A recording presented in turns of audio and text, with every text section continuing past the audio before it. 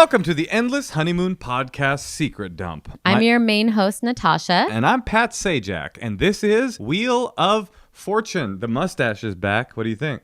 Oh, gosh, I didn't even notice. You didn't notice it? No. Well, you've been away a while. Sorry, honey. Natasha, it's a secret dump. It's Friday. We're feeling pretty good. And I thought we could kick things off on this here podcast by reading one of our listener queries. These are people that are too, let's say, cowardly to get on camera and expose their private business in front of a viewing audience and have written in with text-based questions for us. And here we go. Shall I read one? Okay, you do it. Is casually dating possible without inevitably growing feels? Ew. Which part? Growing feels? Don't say that. Right. Not me don't say it, or this writer don't say that? This writer, I think, needs to not keep saying that when they're talking about having their feelings with the partner. You think somehow the fact that she says the slang term growing feels. Having feels. Oh, growing feels. Is what's creating her relational issues? No, I'm just roasting her. Is it possible to casually date without falling for the person that you're casually dating and then having it not feel casual? Here's the problem. I'm assuming the person that wrote this, even though the picture is of a dog, is a girl. And the problem is all this stupid, is it oxytocin? Is that what it is? Like women. It's OxyContin. Don't women, is that the wrong, what's the thing that's like the sexual? I think it is oxytocin. Okay. So women start, they get addicted to the man's, like, you know what I mean? They start to feel monogamous if they have sex enough. Whereas like a man, his wears off in like 2 hours. Where a woman, she's 2 hours if it's the night of your life. Sometimes it's as little as 7 or 8 minutes. I mean, I know you can tell I'm not a scientist from my description of this, but I just do feel like there is something secreted even like physiologically in women that makes us want to be more monogamous than men. You think I don't know what the answer is for that. You think it's specifically a woman thing, that when a woman sleeps with somebody, yes, the woman develops feelings? Yes, more often than the man, because if you're having sex with someone, it's like the connection somehow physiologically is more real or intense for a woman after a while. I mean, I don't like reductive gender I stereotypes. know. But in this case, I think that you're probably right. Yes! I think that it's probably right that it's more difficult generally, statistically, from a broad perspective, for broads, from the perspective of a broad, to casually hook up with somebody because she often ends up developing feelings. Not to say that men don't, the same thing doesn't happen to men. It does happen to men. And there used to be a saying that they would say 2 people go to bed, one wakes up with feelings. I don't know how true that is. Here's my suggestion. I have had casual relationships with people that have started casual and stayed casual, I believe, unless I was engaged in a deception that You're like, I don't know. It's so weird. She wanted to convert to Judaism, but we were still great friends. Not that person. I'm talking about other people that I've had what felt like truly casual relationships. But here's my actual suggestion. If you actually want, because here's the real thing. If you're going to bed with somebody and saying, I want a casual relationship with you, and then developing feelings for that person a few fucks in, the odds are not only you weren't being honest with yourself about wanting it to be casual in the first place. That's a good point, Moshe, for the win. Yes. So you have to just be honest with yourself, but also like forcing those kind of heavier conversations before you have sex with someone, that seems annoying. Like, I don't know if I want something casual if I haven't even fucked the guy yet. But this is, we have Once to I have sex with them, then I'm like, oh, because what if I'm like, I hate it? Then I definitely don't want to. I don't want to promise a relationship to this person, or that I'm looking for that when he can't fuck. Here's another question then for you, Natasha. Is it, if you are dating someone, and I don't want to lose the other point that I was going to make, but so to remind me how my suggestion. Okay, I'm going to line up how many points you're trying to make. Remind me how to keep. Here's my ultimate suggestion on how to keep a relationship guaranteed casual. But is it worthwhile ever to stay with somebody who you like on every level, and then you go to bed with them and you realize that they are what we call in the the Chinese fortune-telling fish community, a cold fish.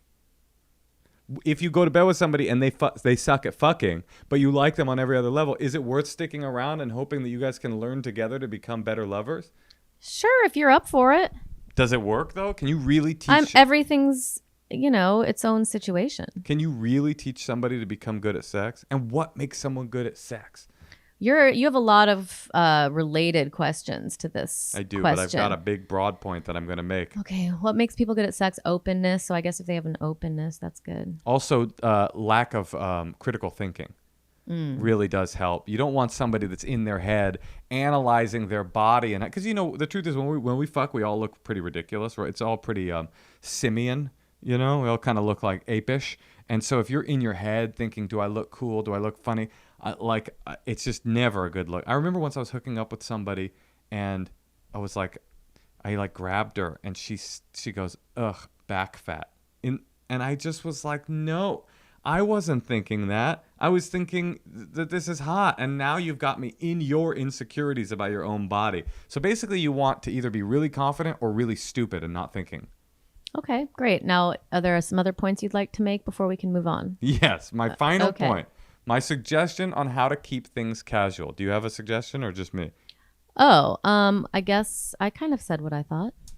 Here's my real advice. If you really want a casual relationship that's sex only, if you're being honest with yourself that that's what you want, find somebody hot that you cannot stand. Fuck somebody you dislike. You will not develop feelings for them. It will take all of your horny stick-to-itiveness to continue to fuck that person, because every time one or both of you comes, you'll be like rolling your eyes and going like, oh, no, I don't want to hear about why the January 6th protesters were actually patriots. You got to find somebody that you don't like. I've had people like that in my life before, and I remember I broke up with one of them, and it was one of the funniest breakups ever. I was just like, you know what? Truth is, you're beautiful. We have good sex, but I don't think either of us like each other. And she's like, yeah, you're right. We really didn't get along. So that's my suggestion. Find somebody that you don't get along with, and then you can keep it truly casual. Yeah, well, that might work for you, Moshe, but I don't think having sex with people you hate is a solution. I've been doing it for 7 years. All right, Natasha, why don't we listen to a couple of secrets? Hey, Moshe. Hey, Josh. My boyfriend and I are watching your live New Year's Eve special on Zoom. We paid extra to be on Zoom and then decided to have sex during Brent's set. So sorry to Brent, but had to be done to ring out 2021. So just really needed to get that off my chest. Thanks so much. Happy New Year. Talk to you soon. Bye. Dude. Next time you do some shit like that, leave the camera on. If you're really going to live a wild life, leave the fucking camera on so the whole show can enjoy it. And it was unclear if Brent turned them on or... Can we call him? You want to call Brent? Okay, I feel like he would not approve of that. He would for sure. Let's call Brent. Laura, can you make a phone call right now on Zoom? He's not going to be awake. Wait, he wakes up at like 4 p.m. or 6 p.m.? Let's find out.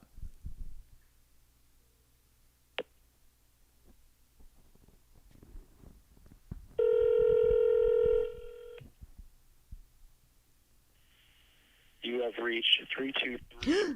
Well, unfortunately, we're not going to get to hear Brent's side of the story. I just feel like Brent would have a very strong reaction to people having sex during his set, because I feel like, I think he'd be into it, honestly. Really? Yeah, wouldn't you? Well, that's the ultimate compliment. That's true, actually. A standing ovation doesn't have anything to compare to a coming ovation. Another reason why Zoom comedy is superior to me traveling and going to the clubs. Right. If this happens in the club... You can have sex during my set. If this happens in the club when you're in there live, then police are getting called. But if it happens in Zoom, it's just a fun thing to talk about on a podcast. Guys, next time you do something like that, we're very happy that you have such a healthy sex life. Just leave the camera on and maybe even put it in the chat. Put your handle in the chat and say if anybody wants to watch us bone 22 in style, then pin us. All right, let's hear another secret. Hi, Natasha. Hi, Moshe. I love the podcast. Long-time listener. I just wanted to share a little spiteful secret, probably an unprocessed and shitty one that I'm not dealing with in the right way. But long story short, my dad had an affair with my mother's sister, my aunt. When I was a kid, I found out about it. My mom died of a terminal illness pretty young, and they continued this, not really affair after that, I guess, because she was dead, but they continued to see each other and kept it secret, but I walked in on them a few times. Flash forward 14 years later, I picked her up from the airport, and she's staying with my grandfather and I for the holidays. So I've been making her watch shitty movies about people who cheat on their spouses with their siblings, just to get back at her a little. I could probably just tell her this secret and or take it to the grave and not cause familial trauma, but I'll tell you guys instead. Take care. Bye-bye. You know, She's playing the movies for her? yeah, she's like playing movies to the aunt about like seductive homewreckers that have cheated on their. But how does the aunt not know that? How does she not pick up on the cues? Oh, I guess she's just sitting there and like, I was gonna say to this person, that's rough. you know, life is complicated, love is complicated. At least your dad found somebody to love, and you know, I know that the complication of your mother's sickness makes it feel like an attack on you and the sanctity of your family, but in reality, it's probably just two people's destinies. And then I heard how she's taking her revenge, and I was like, you know what? Actually, this is a good amount of spite for the situation you're in.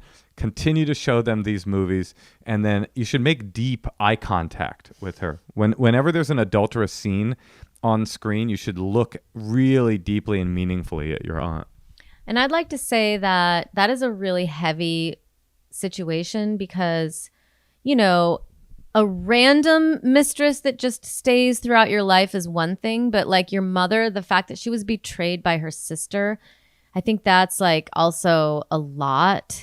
And it would create a lot of spite in me, I think, because there's so many people you can have sex with, you know, why break up a family? No, I agree. You're breaking up two families. No, you're right. But in the end, her mother passed away and they ended up staying together. So it's kind of like, who knows anything about anything?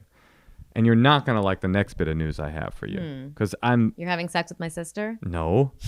Having sex with your brother. MC nickname. If you're out there listening, brother, thinking of you right now. I'm sorry, our secret is out. Okay. Well, how apt that it's out on our secret dump. That's so correct. Finally, one of my secrets comes to the light. Should we play one more secret before we say ta-ta for now? Sure. Oh, hello. Hi, guys. Absolutely love you both. Fucking bloody brilliant. You guys are the sexiest and the best, and just idolize you all out of proportion.